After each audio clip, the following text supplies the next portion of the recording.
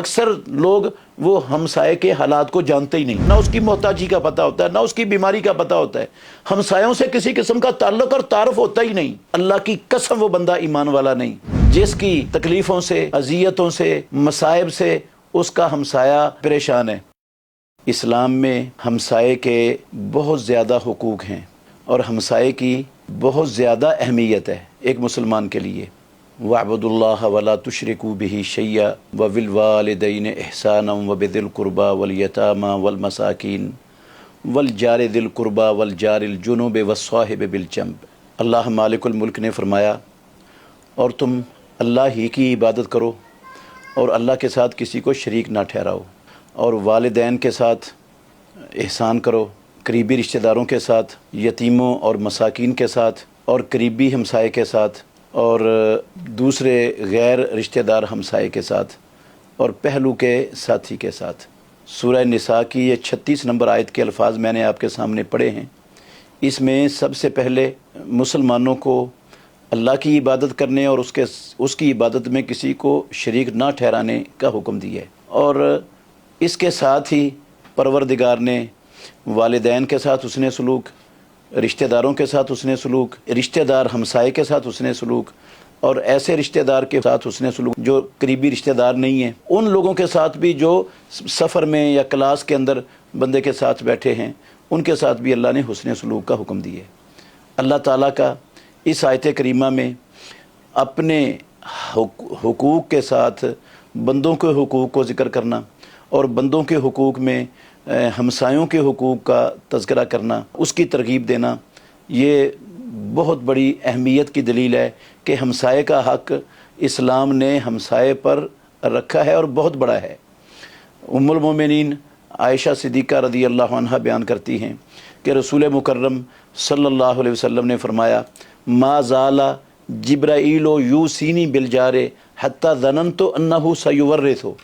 ہمیشہ جبریل امین میرے پاس آئے اور انہوں نے آ کر پڑوسی کے ہمسائے کے حقوق کے متعلق مجھے وصیت کی، ہمیشہ وصیت کی، حتیٰ کہ میں نے گمان کر لیا کہ اللہ رب العالمین ہمسائے کو وراثت میں سے حصہ دار بنائیں گے، اس کے لیے بھی ایک حصہ، جس طرح اولاد کے لیے اور بھائیوں کے لیے اور دوسروں کے لیے حصہ مقرر ہوتا ہے، اس کے لیے بھی حصہ مقرر کر دیں گے۔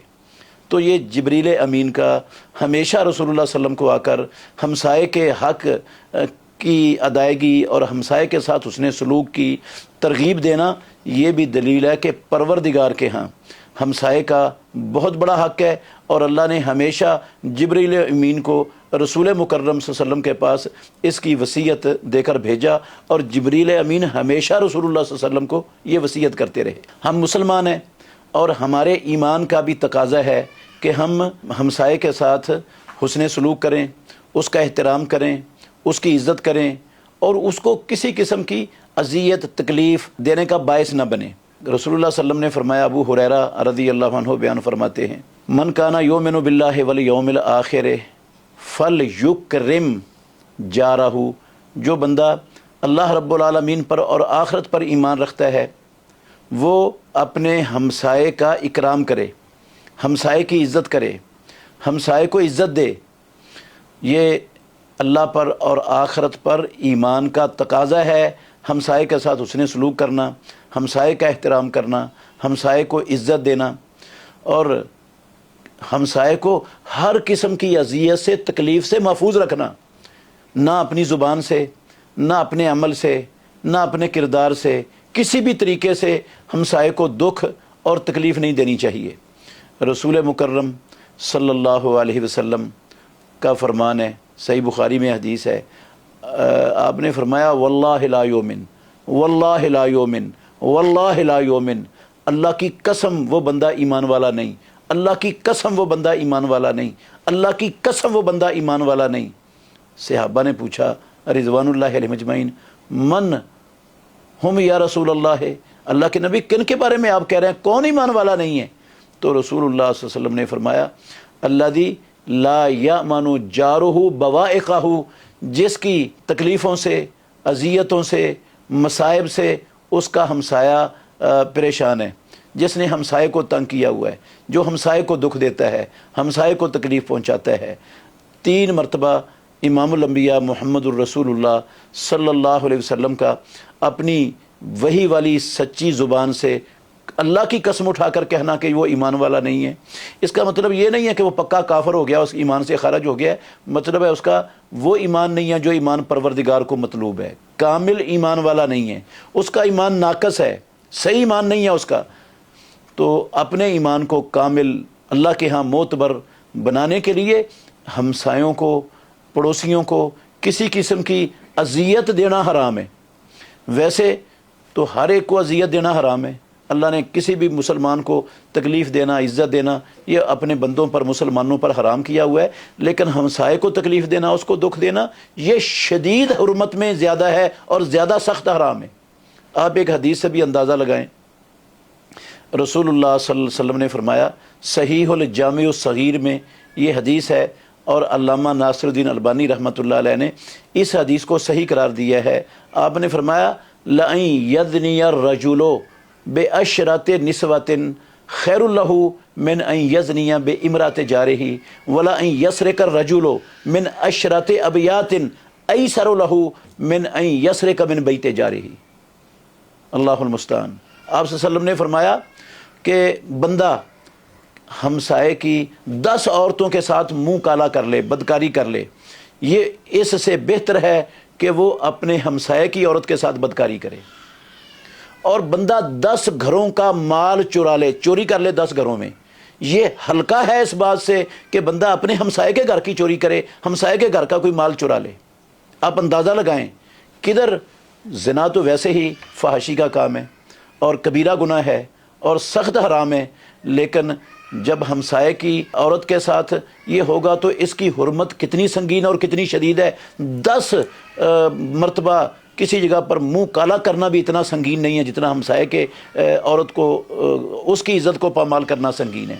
और 10 घरों के माल चोरी करना भी इतना संगीन जुर्म नहीं है जितना हमसाये के घर का सामान चुराना संगीन जुर्म है। इससे अंदाज़ा लगाया जा सकता है कि हमसाये के एक मुसलमान पर कितने हक़ हैं और वो कितना ज़्यादा हुस्न सलूक का हक़ रखता है। अल्लाह रब्बुल आलमीन ने हुस्न सलूक का हुक्म दिया है कुरान मजीद में। तो हुस्न सलूक का मतलब ये होता है कि बंदा हमसाये को तोहफ़े तहफ़ भेजता रहे, हमसाये की जो है ना हालात का जायज़ा और ख़्याल रखता रहे कि हमसाये कि घर में किस चीज़ की कमी है, उसको किस चीज़ की ज़रूरत है, वो बीमार तो नहीं है, उसकी बीमार पुरसी करने के लिए जाए, उसके हालात का जायज़ा लेता रहे। हालात का जायज़ा इसलिए नहीं लेना कि इसके पास क्या कुछ है और मुझे पता चले और मैं हसद करूं उसके साथ, इसलिए लेना कि किसी चीज़ की कमी तो नहीं है ताकि मैं इसकी कमी को पूरा कर दूं। अगर हमसाये को किसी चीज़ की ज़रूरत है तो हमसाये पर लाजिम है, ये हुस्न सलूक में दाखिल हैं, वो उसकी ज़रूरत को पूरा करने में उसका तावन करे। अगर इसके पास वो चीज़ है तो ज़रूरत के लिए उसको वो चीज़ दे। अगर वो किराए पर देने वाली चीज़ है किराए पर दे, अगर वो वैसे आरियतन देने वाली चीज़ है आरियतन दे। तो ये हक़ है हमसाये के हुकूक में से जो अल्लाह रब्बुल आलमीन ने मुकर्रर किए हैं, जिनकी अल्लाह रब्बुल आलमीन के यहाँ बहुत बड़ी अहमियत है और रसूल मुकर्रम सल्लल्लाहु अलैहि वसल्लम के यहाँ जिसकी बहुत बड़ी अहमियत है। रसूल मुकर्रम सल्लल्लाहु अलैहि वसल्लम को जिब्रील अमीन ऐसे ही नहीं अल्लाह की तरफ से आकर वसीयत करते रहे कि आप हमसाये के हक़ का ख्याल रखें, हमसाये के साथ उसने सलूक करें और हमसाये को किसी किस्म की अजियत और तकलीफ़ और दुख देने से महफूज रहें। तो मुहतरम नाज़रीन किराम, हमारे मुआशरे में इन चीज़ों को हम बुला चुके हैं, बहुत से लोग छोड़ चुके हैं। अक्सर लोग वो हमसाये के हालात को जानते ही नहीं, ना उसकी ज़रूरियात का इनको पता होता है, ना उसकी मोहताजी का पता होता है, ना उसकी बीमारी का पता होता है। हमसायों से किसी किस्म का ताल्लुक़ और तारुफ होता ही नहीं। हमसाये के 3 दर्जे हैं बड़े बड़े। सबसे पहला वो हमसाया है जो मुसलमान हमसाया है और करीबी रिश्तेदार भी है। इसके 3 बड़े हक़ हैं, एक कराबत का, एक इस्लाम का और एक हमसायगी का। और एक हमसाया है जो मुसलमान है, रिश्तेदार नहीं है, करीबी रिश्तेदार नहीं है। इसके भी 2 हक़ हैं, एक हमसाया होने का और एक मुसलमान होने का। और तीसरा है ऐसा हमसाया जो काफिर है, काफिर हमसाया है।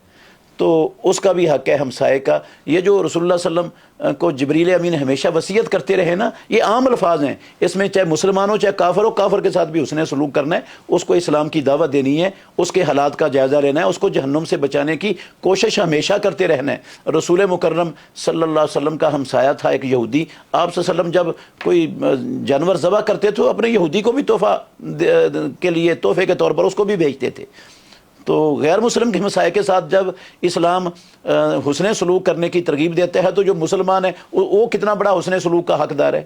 تو جتنا زیادہ قریبی ہمسایہ ہے نا وہ سب سے زیادہ حسن سلوک کا حقدار ہے۔ ام المومنین عائشہ صدیقہ رضی اللہ عنہا نے رسول اللہ صلی اللہ علیہ وسلم سے پوچھا، انا لی جارین فیلا ایہما اہدی، میرے دو ہمسائے ہیں، میں کس کو تحفہ بھیجا کروں؟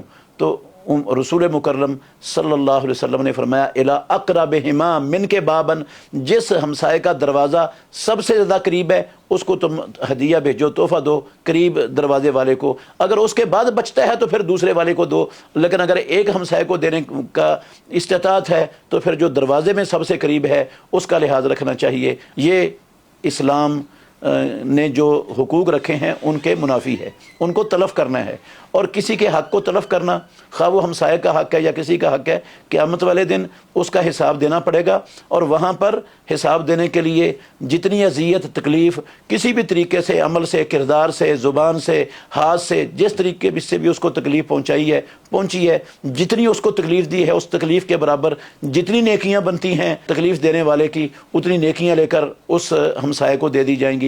اور اگر اللہ نہ کرے اس کے پاس نیکیاں ہو ہی نہ، تو پھر وہ جتنی اذیت پہنچائی ہے اس نے، جس طریقے سے بھی ہمسائے کو، اس اذیت کے برابر جتنے اس ہمسائے کے گناہ بنتے ہیں اس سے اٹھا کر اس کے اوپر ڈال کر اسے جہنم میں ڈال دیا جائے گا۔ تو یہ بڑا سنگین معاملہ ہے۔ ہمیں چاہیے کہ ہم ان نصوص کو ہمیشہ اپنے سامنے رکھیں اور ہمسایوں کے حقوق ادا کریں، ان کے ساتھ حسن سلوک کریں، اور ان کو ہمیشہ اپنی تکلیفوں سے، اذیتوں سے محفوظ کرنے کی کوشش میں رہیں۔ اللہ ہمیں سمجھنے کی، عمل کرنے کی توفیق عطا فرمائے۔